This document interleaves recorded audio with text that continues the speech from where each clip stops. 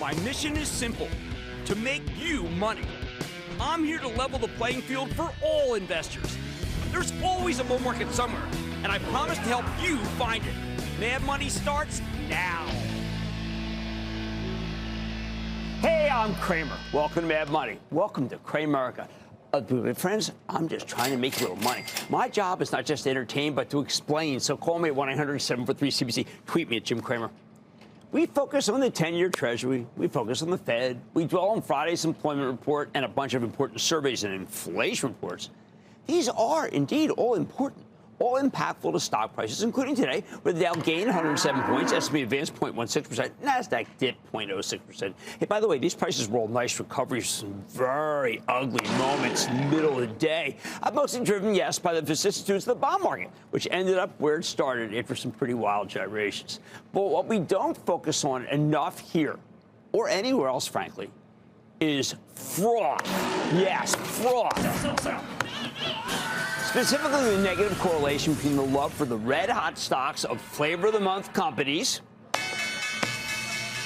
that aren't doing all that well. When these firecrackers get severely overheated, you've got to be very careful because it means buyers are getting carried away with concepts, not earnings, not sales. And when that happens, the market's driving us through the danger zone. Yet we are in Kenny Loggins territory. I started telling you to worry about froth at the end of November, just before Thanksgiving. Many of the red hots peaked right then, but some others just kept running, much to my own chagrin. Back then, I highlighted a whole bunch of overextended groups with my own monikers, like companies with AI in the name, and ambiguous enterprise software, and real company, crazy rally, but also some traditional sectors like alternative energy, consumer fintech, enterprise software, space, and Trump winners.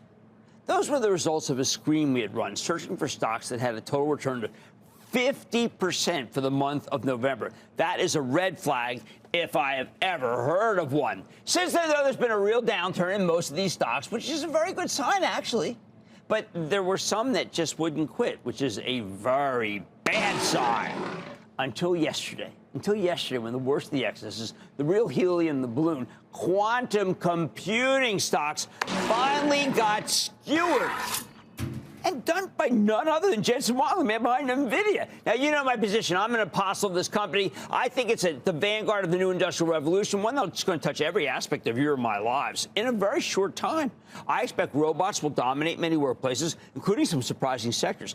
Autonomous vehicles, digital factory twins, healthcare costs, these are all coming, and they're all good. We're looking at the era of agentics, where machines augment humans and often do a better job, especially when we're dealing with humdrum but labor-intensive tasks. Nvidia stock often gets a lot of heat for being too high, but none of what happens there is froth. The AI revolution is real, and more important, the company's sales and earnings are real, and they are spectacular, which is why I always tell you to own this one. Please don't trade it. This positive productivity story can play out over multiple years, and I think it will benefit numerous companies, but it can also spawn froth as speculators seize on businesses that could potentially do even better than the accelerated computing and artificial intelligence that are the hallmarks of Nvidia and that I love so much. The worst, and I mean by that, I'm talking about the worst, the most chimerical, the most dangerous, least profitable, most hyped, quantum computing stocks. Some amorphous method, or in reality, some wizardry mixed in with a dash of alchemy that represent the worst of all worlds. Yesterday, an unlikely source flattened the froth of quantum computing, and I, for one, actually breathed a sigh of relief. Yesterday, Jensen Huang told us the truth about this group, and I want you to listen. We're probably somewhere between, in terms of the number of qubits, order of 5 orders of magnitude or 6 orders of magnitude away, and so if you kind of said 15 years. For very useful quantum computers, that probably be on the early side. If you said 30 is probably on the late side, but if you picked 20, I think a whole bunch of us would believe it. But what we're interested in is we want to help the industry get there as fast as possible, and to create the computer of the future, and we'll be a very significant part of it. 20 years? I mean, holy cow. The quantum computing stocks got crushed from those words. I mean, annihilated. Many people thought the future was now when it came to quantum computing. They thought it could be a valid competitor to Nvidia's accelerated computing this year, next year. You got it. The panic sellers,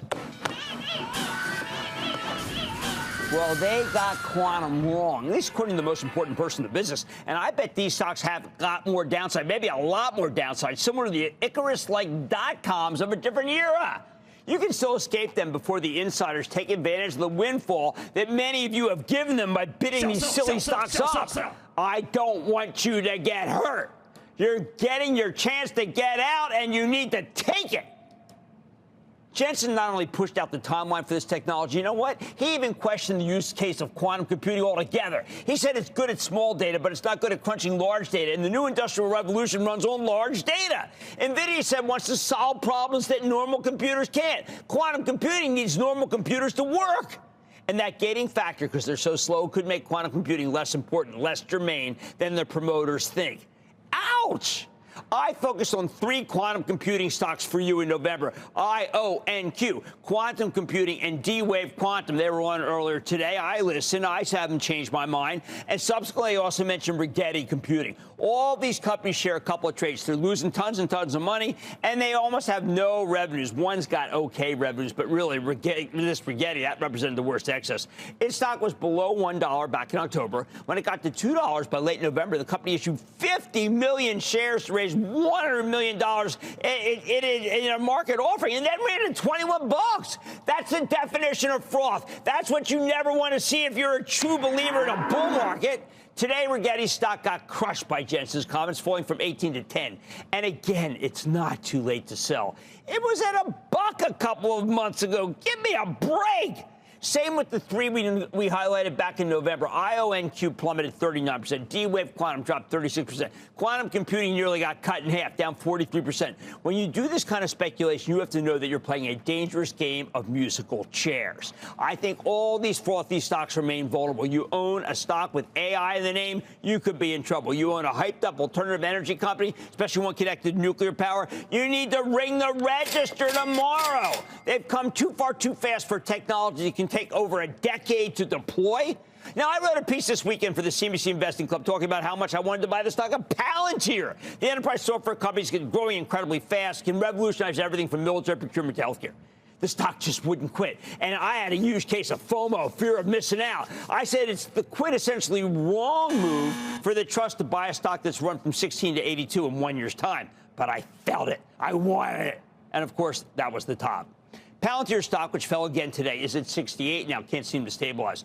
Ultimately, it will, and that's how much I respect them, but it has to churn and burn base before that happens, shaking out all the hot money.